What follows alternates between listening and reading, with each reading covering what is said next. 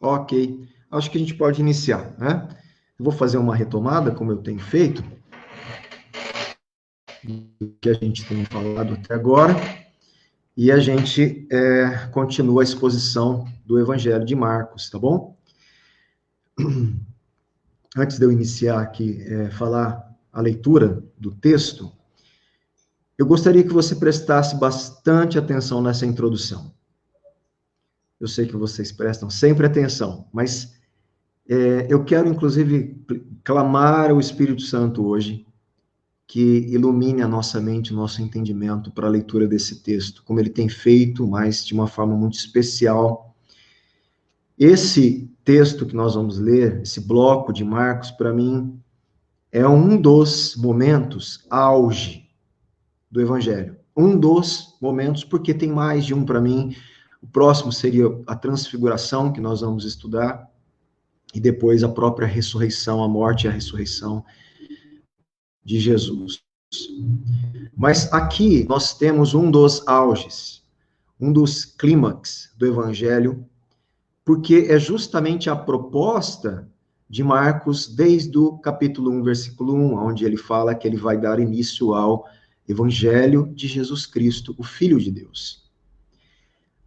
A última lição que nós tivemos a semana passada, nós lembramos que Jesus, ele curou um cego gradativamente. E nós vimos que essa cura representa, de alguma forma, a cura também da cegueira espiritual dos discípulos, que os olhos dos discípulos estão se abrindo gradativamente, progressivamente, para entender quem Jesus de fato é, para entender de fato a identidade, a natureza desse Jesus que eles estão caminhando juntos com ele. Mas para eu falar isso, preste muito atenção aqui, que eu vou voltar um pouquinho.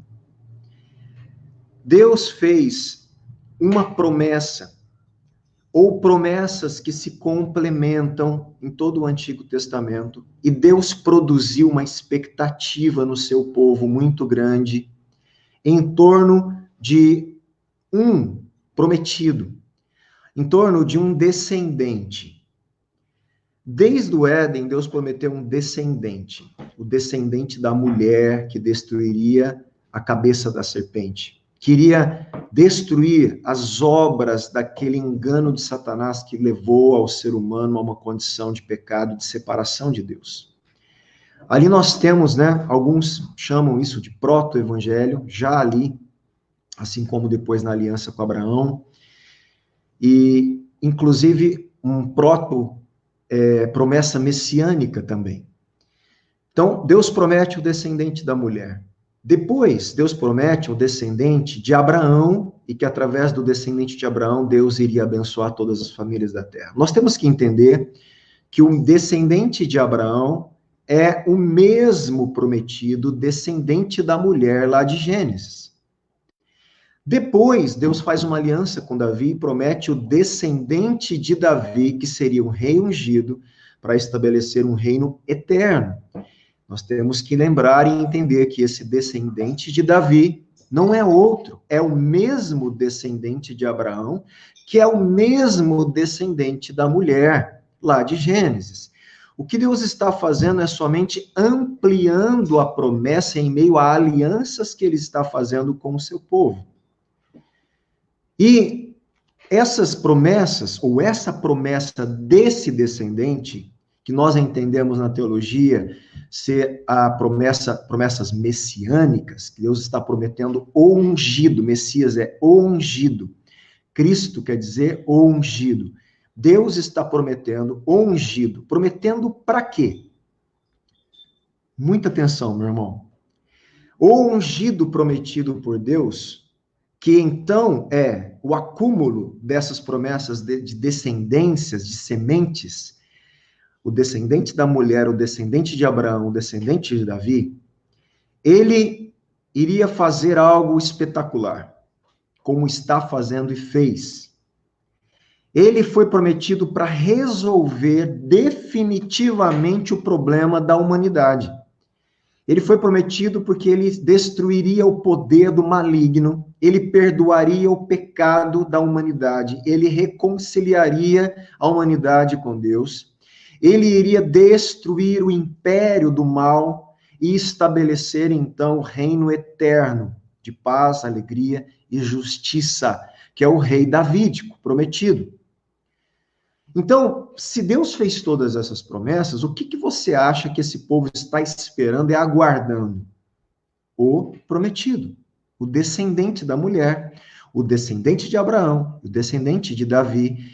É uma expectativa comunitária. É complicado um pouquinho, eu não vou entrar nisso, mas só vou tocar.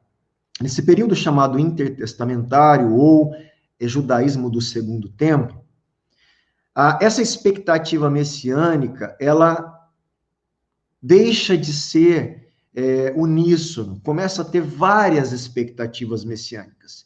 E alguns blocos de judeus, facções judaicas surgem nesse momento.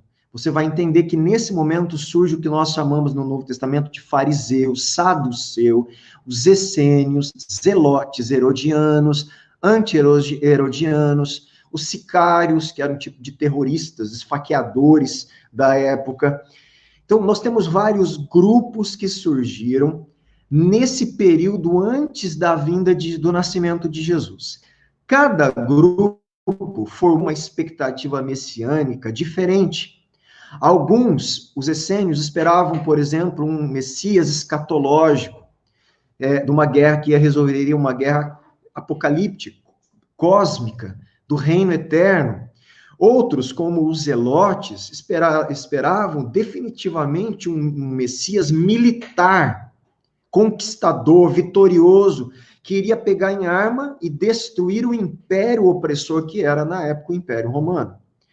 Então, eu estou fazendo todo esse panorama para você entender que a expectativa desse povo eu quero saber, cadê o Messias?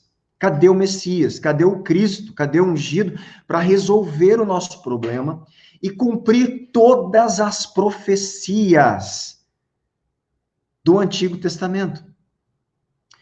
Então, Marcos foi escrito justamente para mostrar que Jesus começa a cumprir todas as profecias, mostrando que ele é esse prometido, ele é esse descendente da mulher, ele é o descendente de Abraão, o descendente de Davi, ele é o Cristo. E os discípulos estavam com dificuldade de entender de forma clara a natureza de Jesus, a identidade de Jesus. Mas depois de algumas coisas que nós já vimos, Jesus fez milagres, Jesus expulsou espíritos imundos, Jesus demonstrou autoridade sobre a natureza, andou sobre as águas, multiplicou os pães, deu banquete ao meio do deserto, abençoou os gentios, a mulher cirofenícia, cura um cego, cura um surdo. Tudo isso eram coisas que o Messias iria fazer. Em Isaías, essas coisas eram a agenda do Messias. Depois de tudo isso, Jesus é como se ele fosse fazer um levantamento do que estava sendo entendido, tanto pela população, da multidão que acompanhava Jesus, como pelos discípulos. E aí é o clímax, o auge do que nós vamos ler em Marcos 8, 27 a 23. Eu estou para te falar que esse é um dos textos até agora mais importantes, que você precisa entender. Não só entender o texto, mas você precisa entender, por revelação, a identidade de Jesus. Meu irmão, abra o seu coração agora de verdade. Tenta não se distrair com outras coisas aí na sua casa. Foque na palavra, abra a Bíblia comigo e vamos caminhar junto nesse texto. Depois de tudo que eu falei, eu ainda vou fazer um panorama da situação. Por quê? Tem um mapinha aí. Esse mapa aí eu coloquei para vocês, ó. Essa passagem que nós vamos ler em Marcos, ela acontece justamente nessa região aqui, ó. Dá uma olhada, que eu vou colocar o mouse aí bem grande, vocês estão vendo, ó? Cesareia de Filipe, ok? Essa região que tem esse nome, vindo da palavra César e de Filipe, que era filho do Herodes, Cesareia de Filipe, era antigamente, lá na distribuição das 12 tribos, pertencente, se eu não me engano, à tribo de Manassés. Então, imagine, um lugar que era para ser terra prometida, chamada pelo nome de Deus, hoje tem o nome do imperador romano, e Filipe, um cara que se honrou, dando nome a um lugar, Cesareia de Filipe. E é um lugar extremamente pagão, extremamente pagão. O que está acontecendo aqui? Os judeus, meus irmãos, depois do exílio babilônico, na verdade, apesar de alguns terem voltado na época de Esdras e Neemias para Jerusalém, e o templo ser reconstruído, a sensação ainda era de exílio. E eles estão exilados agora na sua própria terra.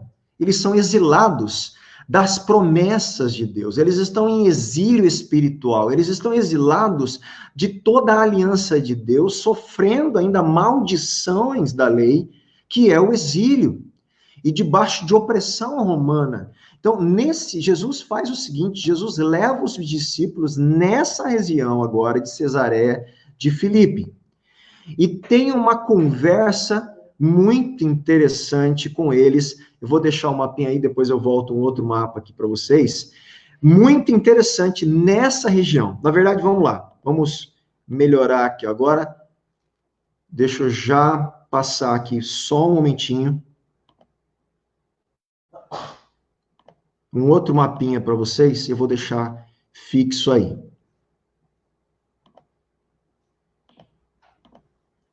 Vou deixar essa foto fixa para vocês, tá? Que a conversa de Jesus, ela se passa nesse lugar aí, ó. Você está vendo o tamanho dessa rocha? Enorme, certo? Eu vou falar um pouquinho sobre ela. Você vê ali uma porta ali, né? Um lugar na rocha aberto, enorme, grande. Se você comparar as árvores, você vai ver que é um lugar muito grande, é uma rocha enorme, uma caverna enorme. E essa conversa que nós vamos ler aconteceu nesse lugar, provavelmente aí nessa caverna, em Cesareia de Filipe. Tudo bem? Então eu vou deixar, você vai acompanhando aí comigo. Vamos começar a ler o texto. Marcos 8, 27 a 33. A ideia central em verdadeira identidade de Jesus, o Cristo. Então, essa passagem, ela vai enfatizar a verdade de Jesus como Messias, e depois disso define sua obra messiânica de uma perspectiva.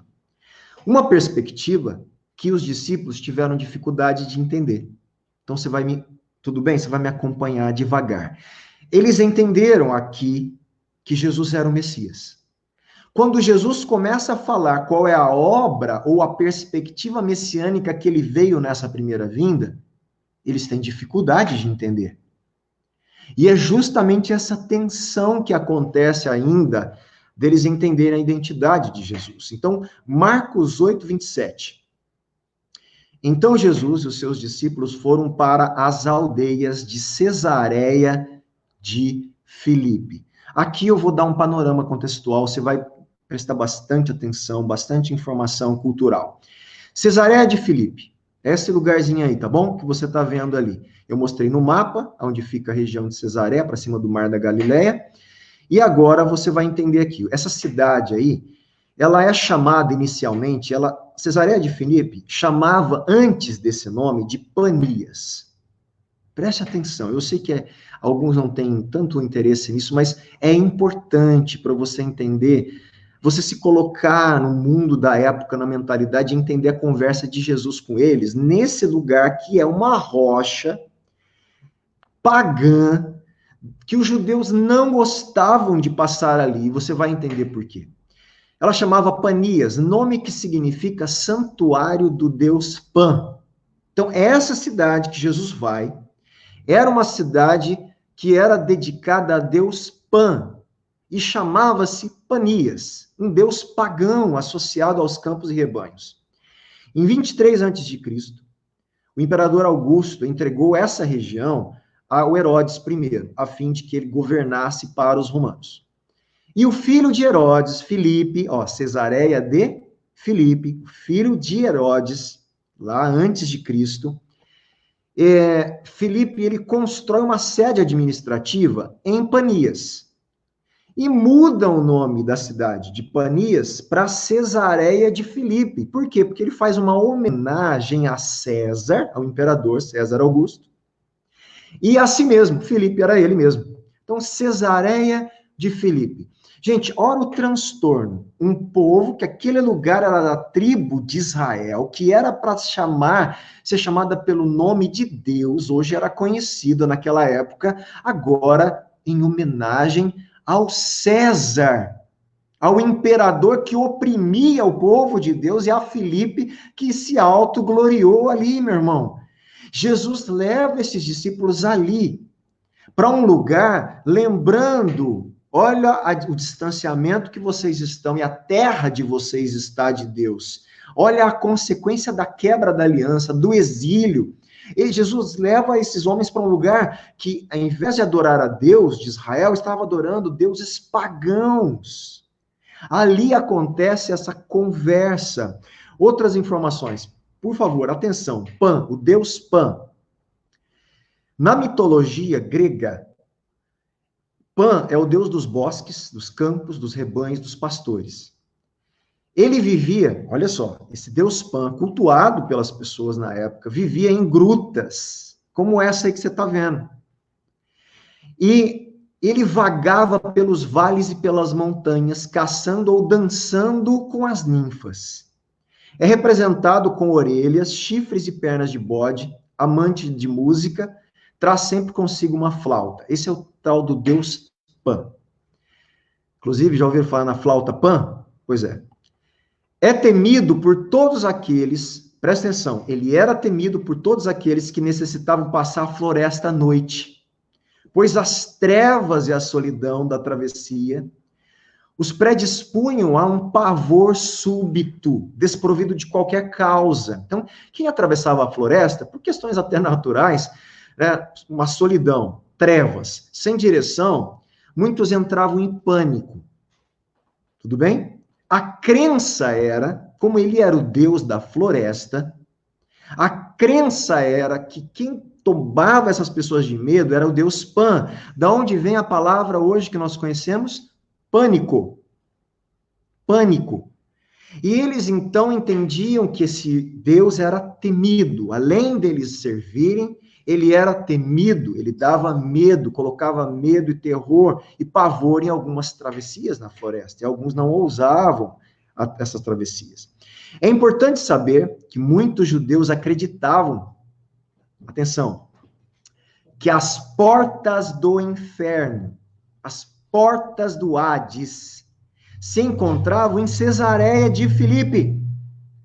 Alguns judeus acreditavam que provavelmente essa porta que você está vendo aí, ó, nessa rocha, eles acreditavam que ali era a porta do inferno, era a porta do Hades, do mal, da morte. Por tudo que acontecia, por causa desse Deus, dos sacrifícios. É um lugar pagão que eles não gostavam de passar. Ali é o lugar da morte, do Hades. Então, ali é a porta do Hades. Gente, por favor, atenta a tudo isso, porque Jesus vai conversar com eles sobre rocha, porta do inferno. Tudo bem? Presta atenção.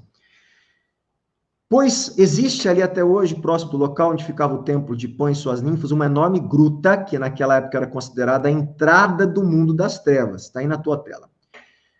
Por isso, essa área não era frequentada pelos judeus. Pan, por sua vez, era o guardião dessa entrada. Jesus se revela dentro desse local como Cristo.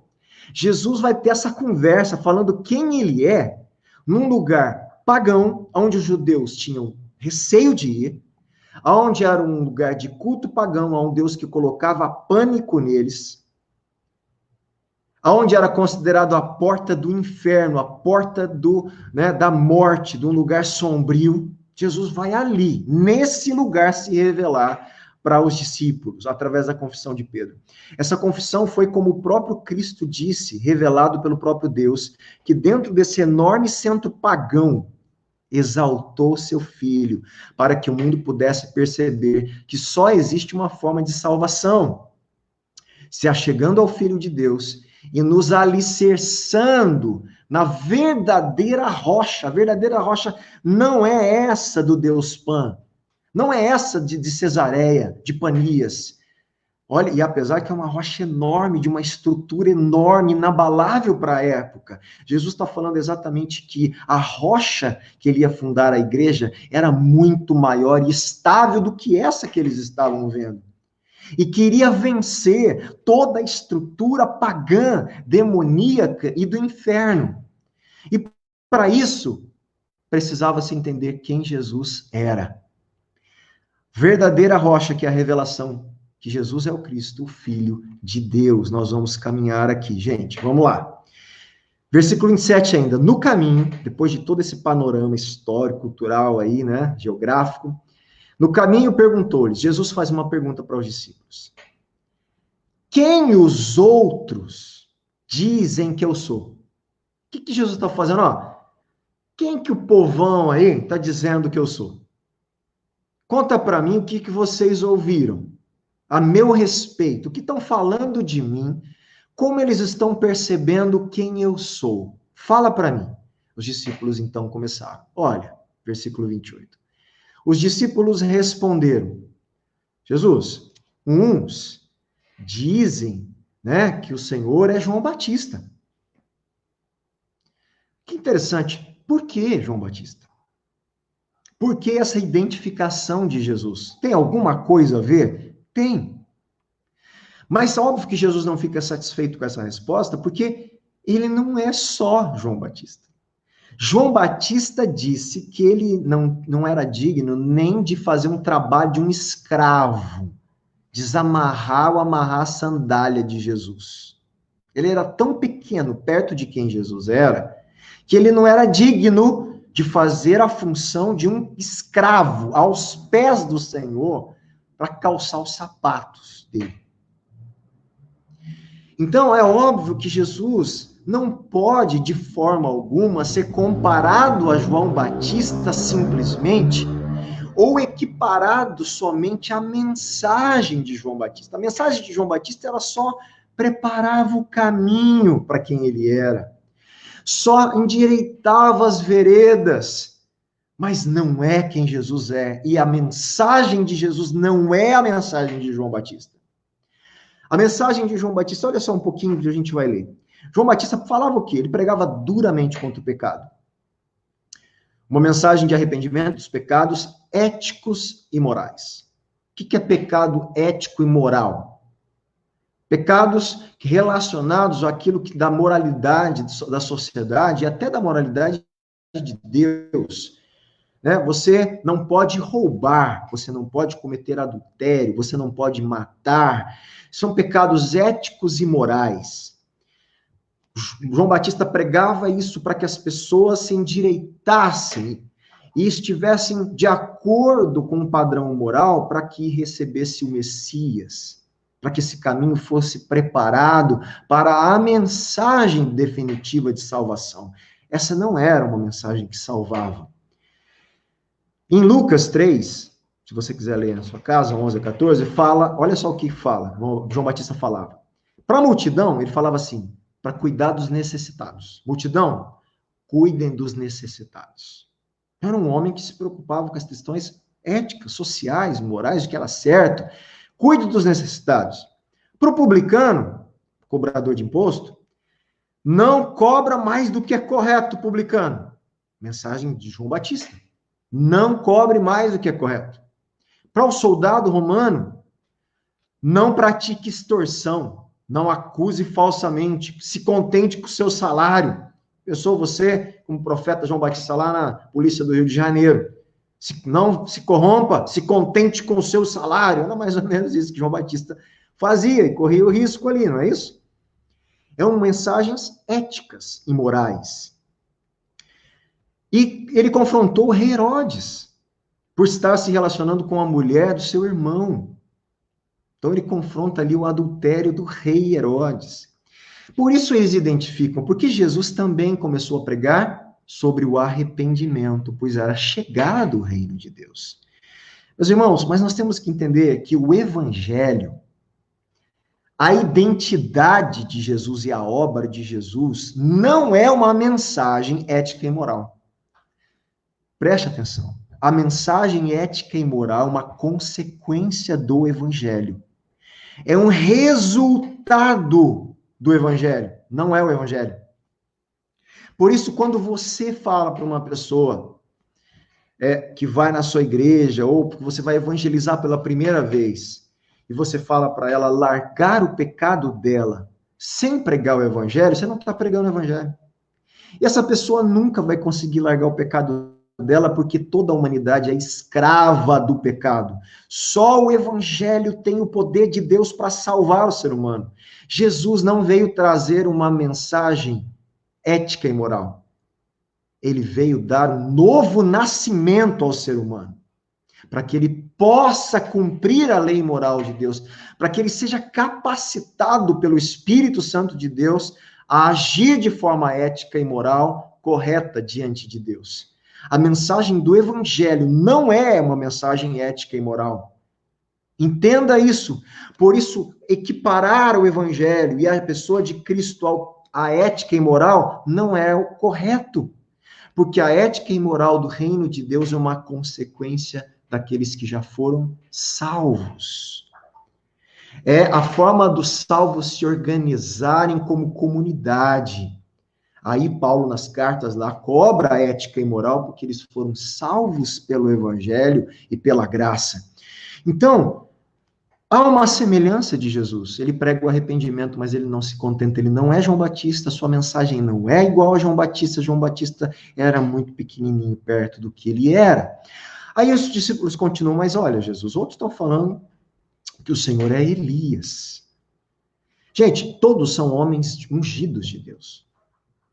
Mas não é o ungido, não é o Messias. Não é aquele escolhido, não é o descendente de Davi, de Abraão e da mulher. Eles só eram tipos, eles só apontavam para a obra daquele que faria a obra definitiva do ungido, que é Jesus Cristo. Preste atenção. Por que Elias? Quem era Elias, né?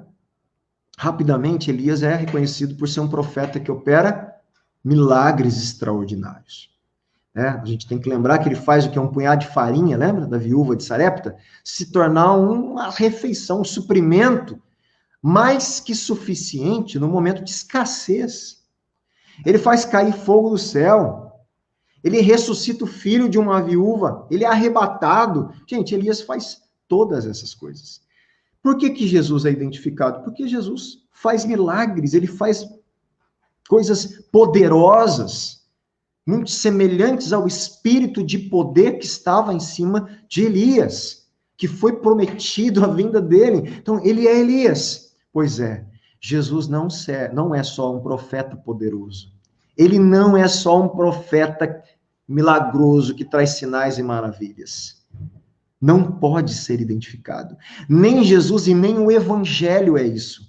O Evangelho não é prometer milagres, não é fazer milagres, não é curar as pessoas, não é ressuscitar o morto. O Evangelho não é isso.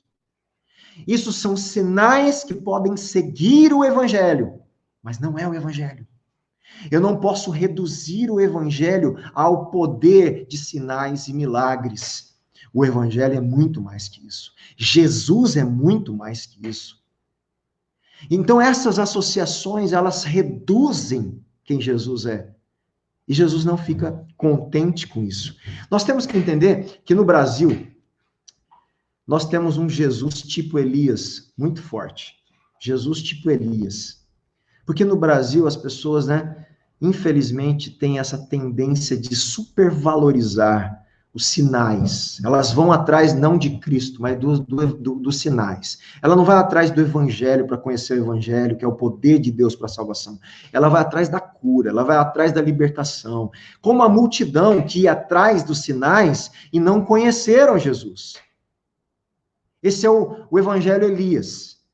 Nós temos que fugir da troca das prioridades. Jesus cura, liberta, tem poder sobre os demônios, mas isso não é o Evangelho. Essa não é a primeira mensagem que devemos pregar. A primeira mensagem é quem Jesus é, sua identidade, a sua obra. É o que Pedro vai entender nesse texto. Porque senão nós caímos naquilo que Mateus fala, né? 7, 21, 23. Nem todo que me diz Senhor, Senhor entrará no reino dos céus, mas aquele que faz a vontade de meu Pai que está nos céus. Muitos naquele dia vão dizer, Senhor, Senhor.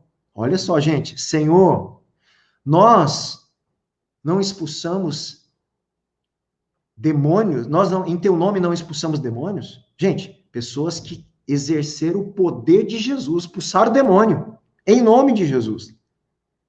Em seu nome não fizemos milagres. Jesus vai falar, nunca, direi abertamente, claramente, nunca conheci vocês. Como? Pessoas que expulsaram demônios em nome de Jesus, fizeram milagres em nome de Jesus, e Jesus vai olhar para eles e falar, nunca conheci vocês. Apartai-vos de mim. Afastem-se de mim, vocês que praticam o mal, que não fazem a vontade do meu Pai. E depois nós vamos entender qual é a vontade de Deus. É justamente crer no Filho. Crer em Cristo, na sua identidade, na sua obra.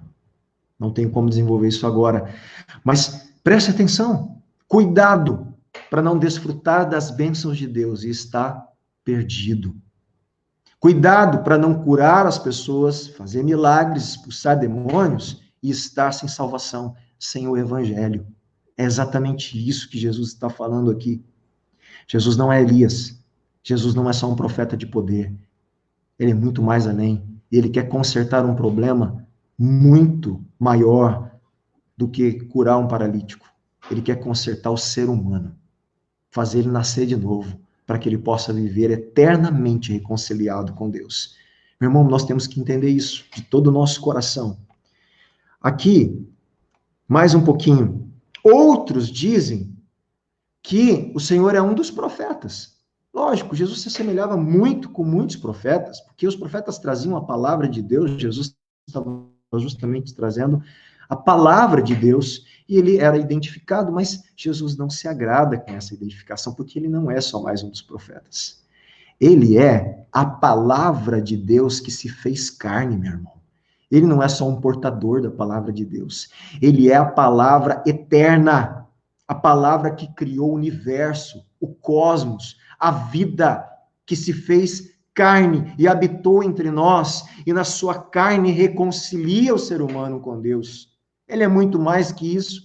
Todas essas identificações são falhas, estão muito aquém de quem Jesus realmente é. Aí então Jesus chega a um momento da conversa no versículo 29.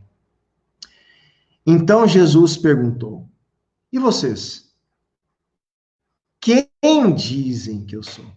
Tá, vocês estão falando para mim que estão falando aí. Estão falando que eu sou João Batista, estão falando que eu sou Elias, estão falando que eu sou um dos profetas. Em Mateus estão falando que eu sou Jeremias. Marcos não relata esse fato, mas lá em Mateus sim. Mas e vocês, discípulos? Vocês que estão andando comigo? Vocês que participaram, me viram andar sobre as águas, me viram acalmar a tempestade, me viram expulsar os demônios, curar paralítico, curar surdo, curar mudo. Vocês que viram eu alimentar uma multidão no meio do deserto, multiplicando pães e os peixes. Vocês, quem vocês dizem que eu sou? Então, respondendo Pedro toma a iniciativa e responde essa pergunta de Jesus objetivamente. Ele disse, o Senhor é o Cristo. Meu Deus, aqui abre-se o céu. Aqui abre o céu. E se para você isso não é revelador, meu irmão, precisa ser. Tu és o Cristo, e lá Mateus ele completa, o Cristo, o Filho de Deus. Por algum motivo, Marcos, no seu evangelho, ele detém-se a identidade do ungido, do Cristo. Então, o Senhor é o Cristo. Aqui está a revelação de quem Jesus é. Nós precisávamos do texto de Mateus para melhor entender, porque lá em Mateus, Jesus fala, Pedro, não foi carne nem sangue que te revelou, mas o meu Pai que está no céu. Aqui, a identidade de Jesus é revelada a Pedro pelo Pai. E Pedro entende agora que Jesus é o Messias. Foi revelado, os olhos de Pedro se abriram. Ele viu, não, você não é um profeta, você não é só um rabino, só um mestre. O Senhor não é só, né, qualquer um representante, o Senhor é o Cristo. O Senhor é o descendente da mulher, o descendente de Abraão, o descendente de Davi, o rei, que vai estabelecer o reino eterno, que vai resolver o problema do inimigo, da situação do ser humano. É a esperança de Israel, ele entender o Cristo, o Senhor é o Cristo. Só que na cabeça de Pedro, a expectativa de Messias provavelmente era muito semelhante à maioria. Ele é o Cristo, então ele é o rei militar.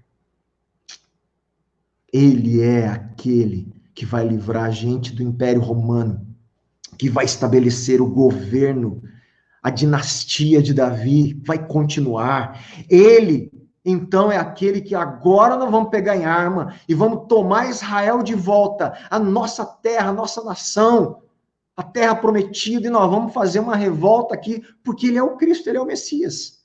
Ele vai organizar um exército, como Davi fazia. E Jesus frustra essa expectativa. E a partir de agora, Jesus começa a dizer qual é o aspecto da obra messiânica que ele veio fazer. E isso começa a frustrar Pedro. Meu irmão, entenda isso. A expectativa era uma, ele entende que ele é o Cristo.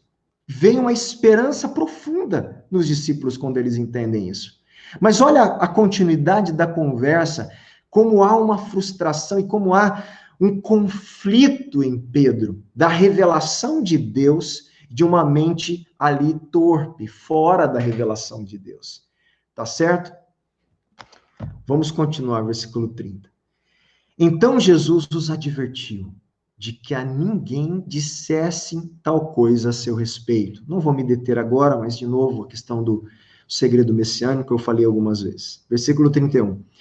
Então Jesus começou a ensinar-lhes que era necessário que o Filho do Homem é um outro título para o Messias, dado por Daniel, sofresse muitas coisas. Peraí, como? O rei, descendente de Davi, o Messias, que veio vencer, que veio estabelecer o reino, que veio cumprir as promessas, devolver o governo de Deus, ele vai sofrer? Não, é alguma coisa que está errado. Olha como que a expectativa, como causa um conflito. Jesus começa a minar, de alguma forma, o entendimento da obra messiânica. Ele começa a mostrar que esse momento como Messias, ele veio sofrer. Ele veio estabelecer o seu reino de outra forma, porque o reino dele não poderia ser estabelecido sem uma mudança no interior do ser humano. E para ele mudar o interior do ser humano, ele teria que destruir o pecado no seu próprio corpo, morrendo e ressuscitando, sofrendo o pecado, sofrendo a maldição do pecado e da lei, como diz Isaías. E aí, vamos continuar, versículo 31. Necessário que sofresse, fosse rejeitado pelos anciãos, pelos principais sacerdotes e pelos escribas, fosse morto. Olha uma atençãozinha aí. Jesus visa esclarecer sua verdadeira identidade como Cristo. O Messias, como rei conquistador e libertador nacional, terá lugar em sua segunda vinda. Sua missão agora, nessa primeira, porém, era ser o servo sofredor e prover a expiação pelo pecado, dar sua vida em resgate por muitos. Essa era a missão messiânica de Jesus na sua primeira vinda. E isso eles não conseguiram compreender.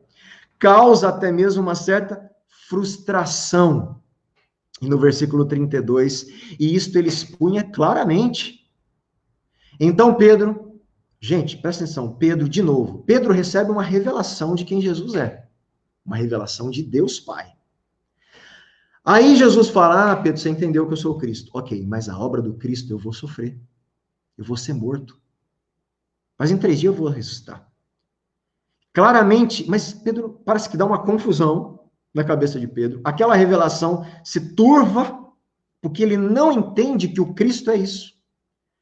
E Pedro chama Jesus à parte. Gente, Pedro chama Jesus à parte e repreende Jesus. Começou a repreendê-lo. Gente, repreender aqui, a palavra é essa mesmo, chamar a atenção de Jesus, tá certo? Por que Pedro repreende Jesus? Vamos de novo. O conceito de Pedro acerca de Jesus como Messias estava centrado na restauração nacional da nação e na destruição dos inimigos de Israel, no momento Roma. Ele não tinha entendimento algum, nem conseguia pensar em Jesus como servo sofredor. Por isso, ele é obrigado a rejeitar a interpretação de Jesus e rejeitar a interpretação de Jesus, corrigir o que Jesus estava fazendo e, consequentemente, começa a repreender Jesus. Jesus, pera, alguma coisa está errado? Eu acabei de entender que tu és o Cristo, o Filho de Deus. O Pai me revelou, o Senhor mesmo falou. Para com essa conversa. Negócio de sofrimento, né, de rejeitado. O Messias não vai sofrer, não vai ser rejeitado. E é exatamente isso que eles não entendem. Jesus veio como Messias, mas o Messias sofredor.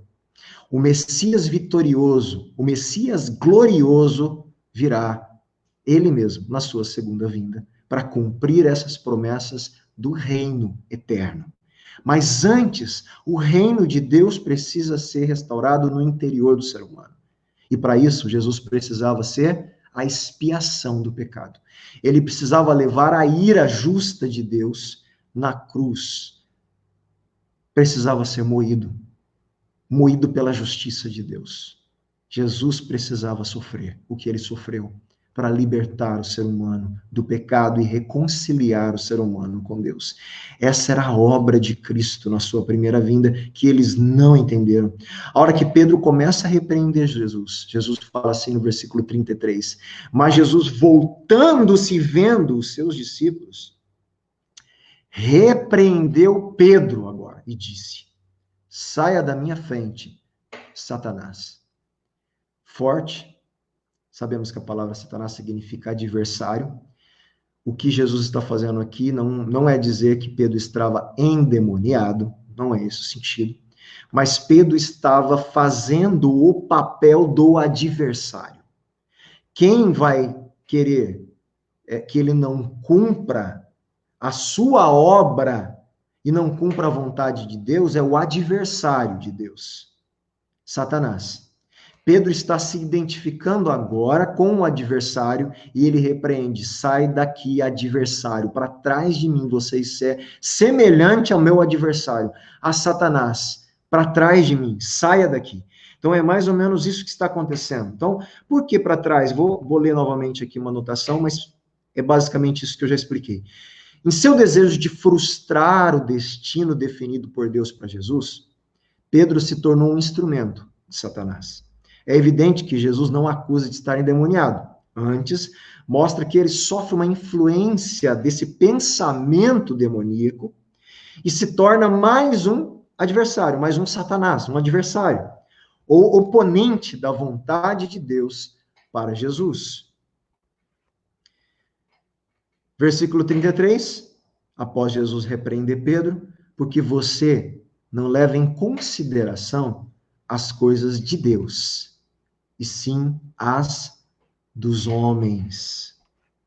Pedro estava seguindo o entendimento humano do caminho a ser trilhado pelo Messias, e não a verdadeira vontade de Deus, que Jesus havia acabado de expressar.